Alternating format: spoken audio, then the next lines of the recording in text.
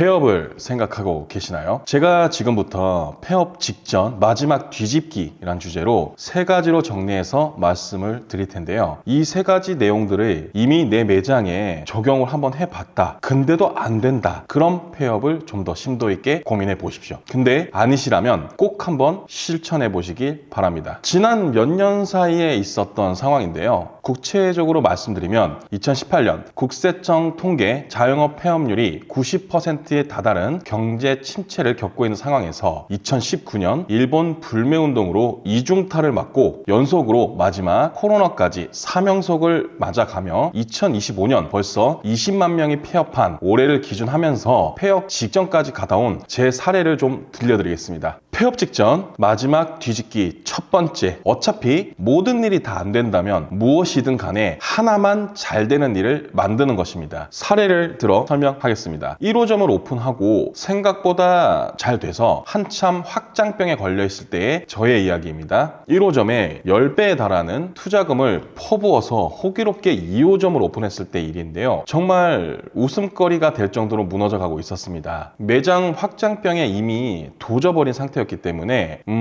규모가 작아서 그런 거야 라며 그 악조건인 상황에 위기를 극복한 과감한 도전을 하는 기업인들의 인사이트를 보고 성공 신화의 도취가 되어서 브랜드를 하나 더 늘리고 결국 매장까지 추가로 오픈한 상태가 되었었죠. 네, 결론 선답드리면 결국 다 망했습니다. 확실히 이야기하자면 딱 망하기 직전에 정신을 차리고 스스로 전체 다 정리를 했었죠. 결국 본점 1호점만 남기고 다시 처음으로 돌아오게 된 셈인 거죠. 이렇게 마음을 먹게 된 계기가 있었는데요. 지금은 형동생이 된 저의 멘토의 도움이 있었습니다. 상황이 극도로 나빠진 상태에서 정말 절박한 상황에 연락을 드려 상황을 설명을 했었죠. 제가 이렇게 호기롭게 오픈을 했는데 막상 오픈을 하다 보니 이런 상황까지 됐습니다.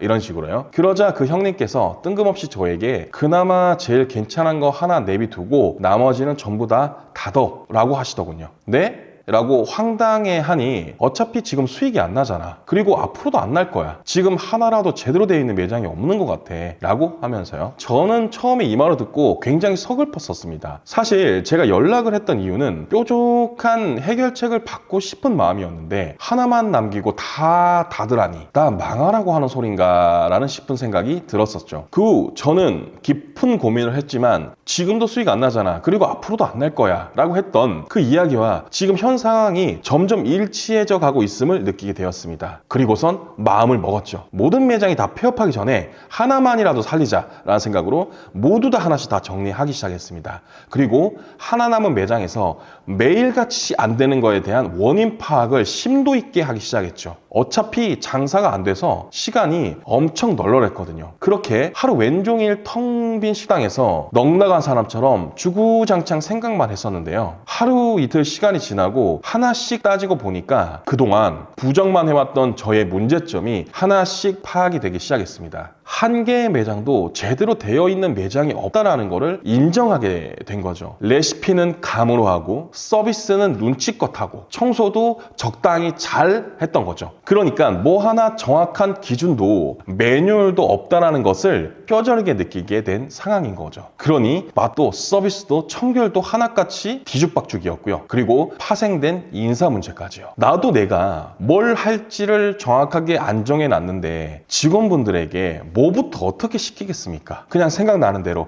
이거 해, 저거 해. 그러다가 또 마음 바뀌어서 이게 아니네, 이렇게 하지 말고 이렇게 해. 누가 그런 데서 일하고 싶겠습니까? 저 같아도 일 안 해요. 그리고 적당히 일 잘하면 너 매니저 해. 갑자기 10만 원 더 주면서 진급을 시켜버리죠. 근데 직원도 별로 좋아하지 않아요. 10만 원 더 받고 온갖 굳은 일은 갑자기 더 시켜버리니까요. 즉 직급 체제마저 없다는 결론이 난 거죠. 이로써 하나의 매장만은 정말 시스템을 빈틈없이 만들어버리겠다는 생각이 들었고, 예를 들어 주방 세정제 위치까지도 도면을 그려 넣어 표준화하고 구인 광고를 들 때는 설명서까지 만들어내면서 130개가 넘는 체크리스트를 만들기 시작했습니다. 이로써 정말 누구나도 그냥 매뉴얼과 약간의 설명만으로도 하루 이틀 만에 같은 일을 할 수 있게끔 만들어버리고, 그렇게 하다 보니 직원들도 점점 오래 머물게 되기 시작했습니다. 가장 최근에 들어온 막내 책임자님이 3년 차시거든요.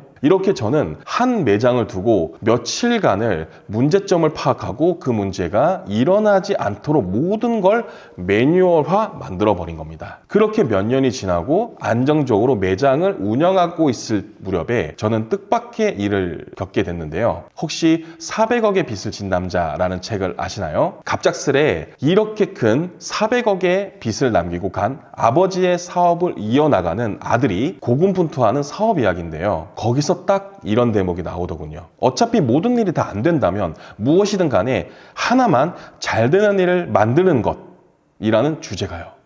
정말 소름 끼치는 경험이었습니다. 그 뒤로 저는 해결책을 항상 책으로 찾는 버릇이 생겼습니다. 이렇게 하나씩 해결이 되어가며 정말 숨통이 튀어나가는 상황이었는데 거기서도 부족한 부분이 있었습니다. 두 번째 인사이트 이어나가겠습니다. 폐업지점 마지막 뒤집기 두 번째입니다. 마케팅 좀 제발 좀 해봐라입니다. 저도 압니다. 마케팅을 시작하기 전에 정말 어렵죠. 이게 진짜 별거 아닌데 되게 어려워요. 뭔가 사기당하는 것 같고 어디 업체에 해야 될지도 모르겠고 꼭 손해보는 느낌이 들거든요. 뭔가 내 남은 돈을 써야 된다. 혹은 남는 돈도 없는데 써야 된다. 혹은 겨우 이만큼 남았는데 이거보다 더 써야 된다. 이런 것들 때문에 정말 시작하기가 어려워요. 그리고 또 맨날 어디서 전화 오죠. 뭐 어디 체험단인데 매출을 안 오르면 뭐 돈 안 받습니다. 보장형입니다. 이상하잖아요. 돈을 안 받는다니요. 그런 게 어디 있겠습니까? 뭐 나라 지원금도 아니고요. 내가 모르는 어떤 부분에서 이득을 취할 텐데 그게 어딘지를 모르니 영 미심쩍은 부분이 있는 거죠. 그런 부분도 마케팅을 시작하기 어렵게 만드는 한 부분이라고 생각을 합니다. 여기서 저는 더 어려웠던 부분이 있는데 저는 일식을 했었어요. 그것도 마케팅의 저항력이 정말 최대치인 본질 강화, 맛에 막 100% 혼을 담는 40년 전통 굉장히 고리타분한 도쿄의 한 라면집에서 요식을 배웠어요. 그렇게 배운 스타일이 갑자기 어떻게 확 바뀌겠습니까? 이틀에 걸려서 만든 육수가 마음에 안 들면 육수를 버리고 가게 문을 닫은 적도 있습니다. 아니, 많았습니다. 한 번은 이런 적도 있었어요. 1호점 본점을 운영하던 어떤 날에 갑작스레 페이스북 광고 협찬이 들어와서 신이 나는 마음으로 일본에 있는 저의 멘토님께 전화를 한 적이 있었는데요. 그 당시 페이스북 광고는 정말 최고의 효율을 자랑하는 최고의 광고였거든요. 부푼 마음에 자랑을 하려 전화를 드려서 저희 요즘 흥행하고 있는 페이스북 아시죠? 그거 협찬이 들어왔어요 라고 신이 나서 말씀을 드리니까 그럴 시간 있으면 매장 앞 마당이나 한번 더 쓸라는 외마디로 전화를 끊어버리시더군요. 네, 그런 곳에서 일을 한 제가 마케팅을 갑자기 하려니 저 역시도 정말 만만치 않았습니다. 하지만 저는 이 역시도 정말 고민에 고민했었고 결론은 시대에 맞춰 나가야겠다라는 결단을 내리게 된 거죠. 어떻게 보면 저의 멘토의 이야기를 받아들이지 않았다라는 셈이 되는 건데요. 하지만 정말 무너지고 싶진 않았었거든요. 여차저차 이렇게 내 외부적 저항이 심했던 마케팅을 시작하게 되고 결과론적으로 저는 지금 3개의 오토 매장을 운영 중에 있고요. 추가 출점도 계속 진행을 하고 있고요. 마케팅 회사와 매장 운영에 강의 초청과 컨설팅까지 하게 되었습니다. 저의 멘토의 생각이 틀렸다고 생각하진 않아요. 다만 40여 년 전과 시대가 달라졌을 뿐이라고 생각합니다. 식당의 최고의 핵심은 아직도 본질이라는 생각은 가지고 있고요. 그래서 어떻게 마케팅을 하냐고요? 저는 이렇게 생각합니다. 모든 건 단계가 있어요. 작은 것부터 좀 실행해보라고 말씀드리고 싶습니다. 갑자기 몇백만 원을 들여가지고 대행사에 맡긴다? 쉽지가 않죠. 그렇기 때문에 작은 것부터 실행을 해보고 되는지부터 일단 확인해 보십시오. 잘 모르시겠으면 일단 휴대폰으로 우리 식당의 모습과 우리 식당의 메뉴를 영상으로 찍으세요. 그리고 인스타를 키시고요. 업로드 하세요. 그리고 간혹 조회수가 다른 영상 대비 잘 나오는 게 있다면 그 영상을 홍보하기를 한번 해보세요. 모르시겠다고요? 유튜브 찾아보면 다 나옵니다. 그렇게 하다 보면 점점 시야가 넓어지거든요. 다른 매장의 영상은 어떻게 되어 있고 어떻게 잘하는지를 보세요. 하나도 어려운 게 아닙니다. 그냥 내가 오래 보는 영상이 좋은 영상인 거예요. 그 음식, 그 식당, 영상을 왜 오래 보게 되는지를 판단해서 그리고 따라해 보세요. 조회수가 점점 높아지는 경험을 하시게 될 겁니다. 일단 맛을 봐야 더 할 거 아닙니까? 사기인지 아닌지는 해보면 압니다. 뭘 물어보나요? 그냥 해보세요. 단 많은 돈을 들이면 리스크가 크기 때문에 안 된다라는 거고요. 그냥 지갑을 잃어버렸다 생각하시고 지갑 안에 몇만 원이 들어있었고 그 몇만 원을 벌었다고 생각하세요. 분명히 얻는 게 있을 겁니다. 그래도 나는 도무지 모르겠다 하시면 아래 링크를 한번 확인해 주시고요. 폐업 직전 마지막 뒤집기 세 번째입니다. 뻔한 이야기 좀 할게요. 근데 이게 진짜입니다. 바로 실행입니다. 폐업 준비하시는 사장님들이 가장 많이 하는 게 뭔지 아시나요? 바로 걱정이에요. 아니, 장사도 안 돼서 할 것도 없는데 얼마나 시간이 날이 남아요. 근데 그 시간을 전부 다 걱정으로 날려요.